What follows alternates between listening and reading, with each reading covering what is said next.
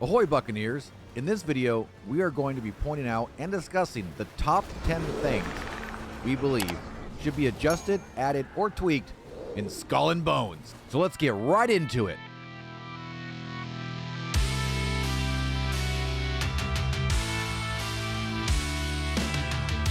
Hello, I am AustinBMX and welcome to the channel, or welcome back to the channel. It's good to see you. Today we are going to be discussing the 10 things I would like to see addressed in Skull and Bones after playing for over 200 hours. Now, none of these are game-altering changes nor additions. They're just small, quality-of-life things that, as an aspiring dev myself, I feel are very doable in the scope of the game. If you go on to like this video or like any of my suggestions, make sure to hit that like button. And of course, leave a comment down below on what you would like to see changed, added, or tweaked in Skull and Bones. First up, I'd like to see some changes to the in-person gameplay.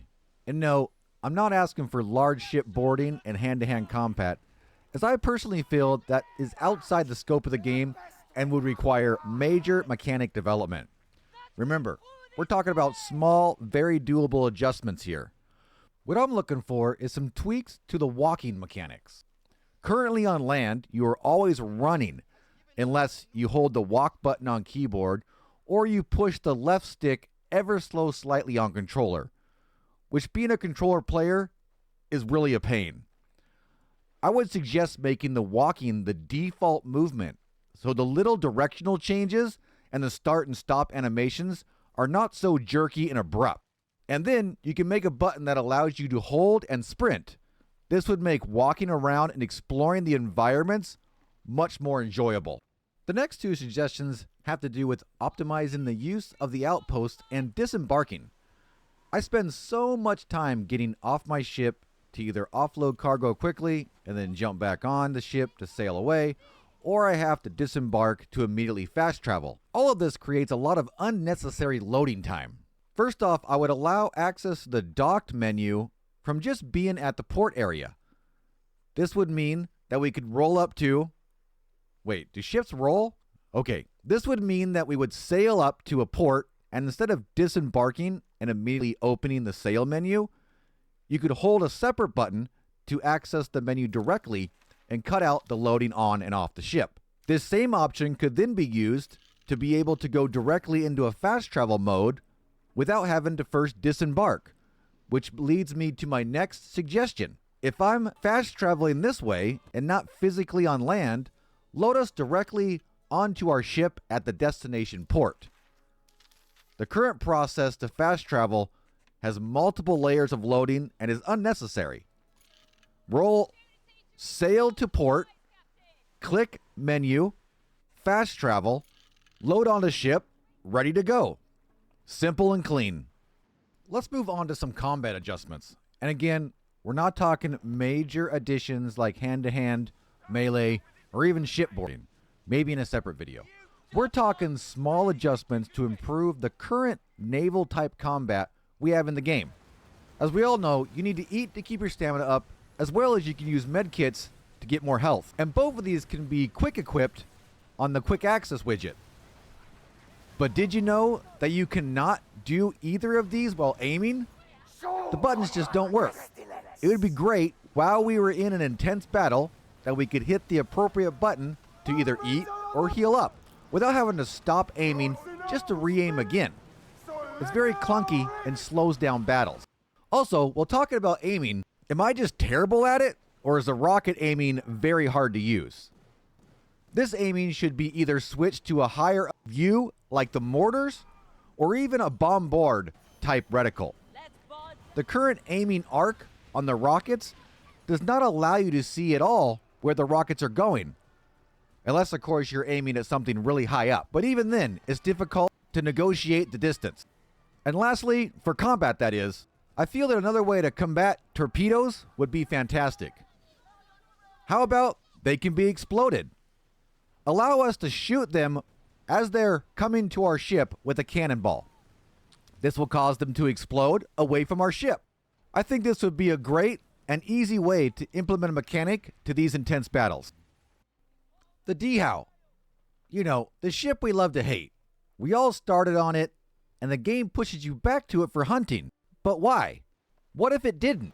You can already hunt while on larger ships, but of course, shooting a shark with a cannonball, or 6, is not ideal. But what about a harpoon, like the ballista? Allowing the ballista to hunt from larger ships and not damage your kill would be great, and a great added feature to this amazing weapon. Or another option would be to allow us to deploy the 𝐑𝐢𝐸 from a larger ship. The bark, the ship from the current Smuggler's Pass, already has a lot of dinghies hanging from it, so it looks like this should be possible. And this type of mechanic is already actually in the game. If you remember, we anchor our ship and board Skurlocks and sail it during a mission to plunder a fort. And then we return back to our ship, all while away from a port. So allowing us to anchor in the ocean and deploy our 𝐑𝐢𝐸 to do some hunting in the area would be superb. Let's move on to the Helm and its operations and its menus, as I have 2 suggestions that I feel would enhance the user experience. Unlike the refinery, which we use at both St. Anne and Telloc, it's basically the same menu and UI at your distillery and the laboratory. Only at the latter 2, you can only manufacture one product at a time. Giving us the ability to upgrade this in the available upgrades would be great.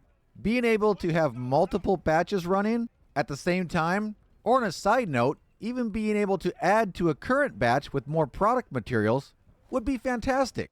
Another beneficial UI change that I thought would be great would to either have a list view of all your factories and their current runtime remaining and output levels, or at least a visual on screen of the remaining time.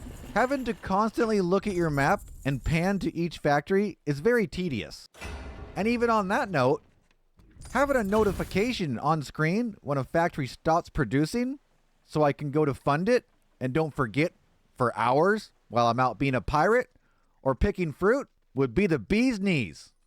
Last, but certainly not least, is a suggestion for the community. This game is great with friends, and the cross-platform integration makes this top-notch. But only allowing you to join your friend's small group is a struggle. I'm not asking or suggesting to increase the group size, but a simple option to just join a friend's session instead of their group would help larger groups and communities to be able to play together. And please, please, please get the game VoIP working soon. And also, make it so my reticle in my map shows up with controller, even if I'm clicked out of the game on PC. And maybe, no, this is not a bug fix video. Of course, these are my own opinions. It may not be yours. So make sure to comment down below what you would like to see changed in Skull and Bones. And also let me know what your favorite of my suggestions was. If you did like this video, please do help out the channel by letting YouTube know and clicking the thumbs up. Also, if you're new around here, consider subscribing to the channel for more Skull and Bones videos, as well as live streams, both here and on Twitch. I appreciate you watching. Now walk the plank.